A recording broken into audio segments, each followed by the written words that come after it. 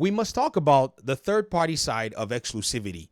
It is dead and dying every single day. When you look at how the market has changed, you'll realize that number one, there are a few things that actually lend credence to this new, in a sense, death of third-party exclusivity.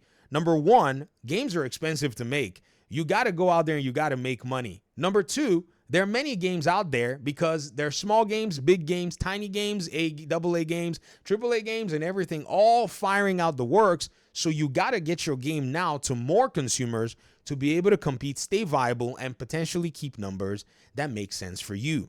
I had a comment 9 hours ago before the Xbox showcase where somebody was claiming that Silent Hill 2, Stellar Blade, Final Fantasy 16, Final Fantasy 7, Rise of Ronin, Phantom Blade, Death Stranding 2 are second-party PlayStation games. They called me a liar. They said I was wrong, and they were over here touting nonsense. It's not even been up to 10 hours after they've made this claim. This comment is already outdated and shows what I think is a willful, because they know this. I cannot believe that this person does not know that Final Fantasy is a Square Enix game. Because of how long it stayed on the PlayStation platform, they kind of assume that this game belongs to PlayStation. It doesn't. Even Death Stranding right now, having seen how Kojima went ahead and bought the Death Stranding IP to publish on Xbox, should already give you kind of an indication that at any moment in time, the moment money is needed, any game will go anywhere. It's not a matter of saying, oh, does this game belong to who or business? No. And again, what's crazy is Arrowhead developed Helldivers 2 for PlayStation. It's a PlayStation game, but Arrowhead is not second party to PlayStation in the sense that that they're making games for them perpetually. No. In fact, Arrowhead has just basically received a 15% infusion from Tencent. Tencent now owns 15% of Arrowhead, studios. So yeah, they made a second-party game. Let me see. Let's find the article for you so you can basically see what's going on.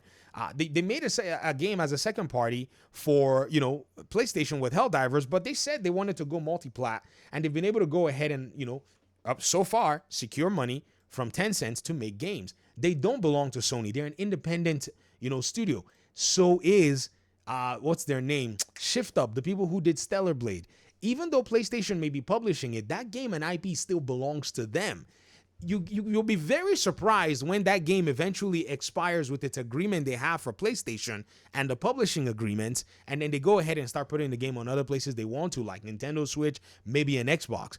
These games that you've cited, Rise of Ronin, does not belong to PlayStation. It's a Koei Tecmo game. In fact, if you look at Rise of Ronin on Steam, its publisher is Koei Tecmo themselves. It is not PlayStation who published it. Look at it right here. The developer is Koei Tecmo. The publisher is Koei Tecmo. They did an exclusivity deal with PlayStation, but the IP belongs to themselves. To them, Phantom Blade belongs to its own respective IP owner, and as well the Final Fantasy games, of which now we've seen the Final Fantasy games show up on Xbox. This is not a second-party arrangement where they develop the game for PlayStation like Helldivers. You're mixing up everything and trying to jumble it up. Now, here's the question. A lot of you that have been saying that PlayStation, these games publishing on Xbox, the juice isn't worth the squeeze because, it takes more money and time to port games and blah, blah, blah. I have a question for you. Why are these games now eventually coming over to Xbox if it was never worth it in the first place?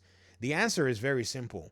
PlayStation paid money to block these games from going to Xbox. That's just exactly what it was. In fact, in the case of Final Fantasy VII, they paid for more than half a generation's worth of timeline to block that game from going to Xbox. They want to do irreparable harm to the platform and give themselves an advantage, because if it's a head-to-head system, they will never be able to do that with Xbox. If Xbox did and money had it games with the kind of money that they had, PlayStation would basically be toast, because they would go for PlayStation's biggest selling franchises and lock them away from PlayStation. Think about a $3 trillion company bullying a 100 and something billion dollar company.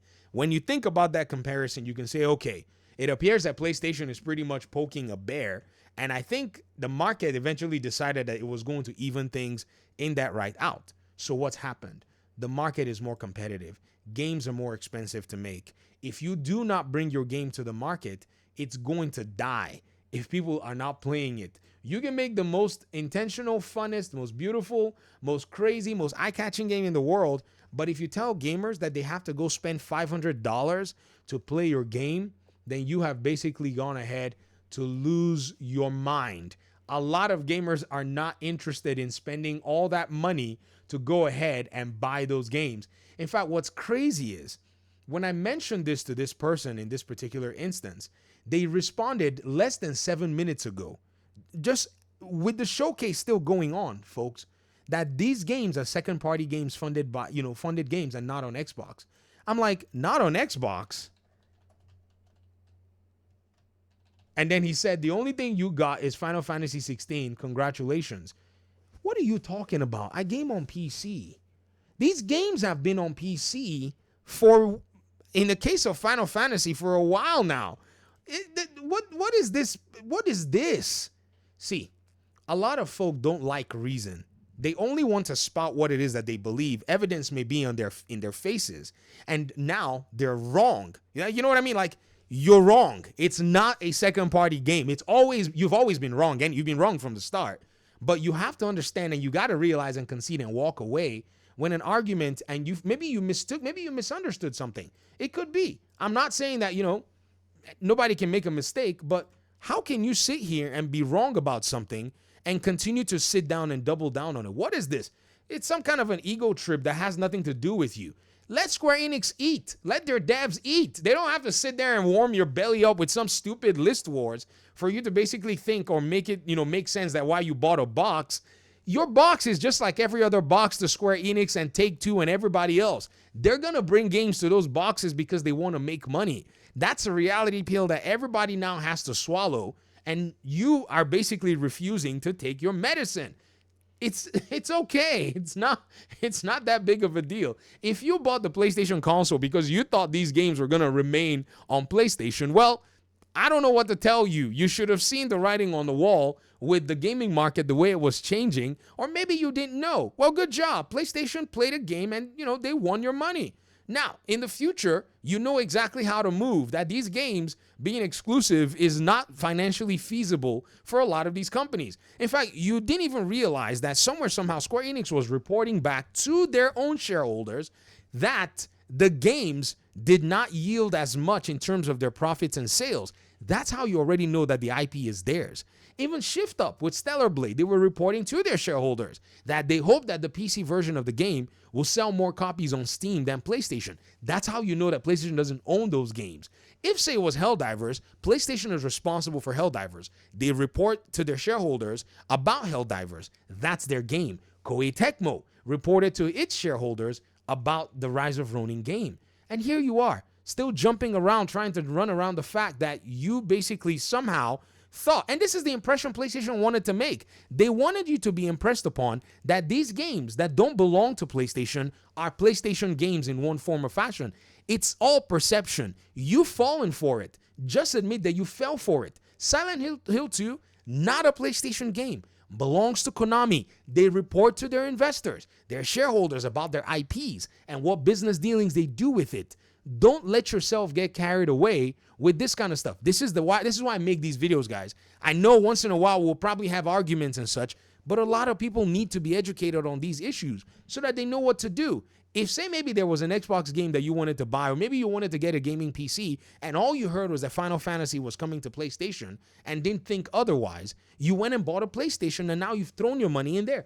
That's what they want to do. They want to basically pour dust into the air so that you think that somewhere, somehow, you're getting the best platform to play these games, when in reality, it's just a business play to basically put a carrot on a stick for someone like you who may have not necessarily assessed what all is going on. And to me, I just feel like right now that mirage is basically washing away in real time. So again, relax. It's okay. Don't let this become like some kind of a crazy, competition that's not there. Square Enix needs to make money for its developers. Remember, the people who made Final Fantasy 16, that team has basically been disbanded and put on other projects. That should tell you something. Thanks for watching the video. Peace out.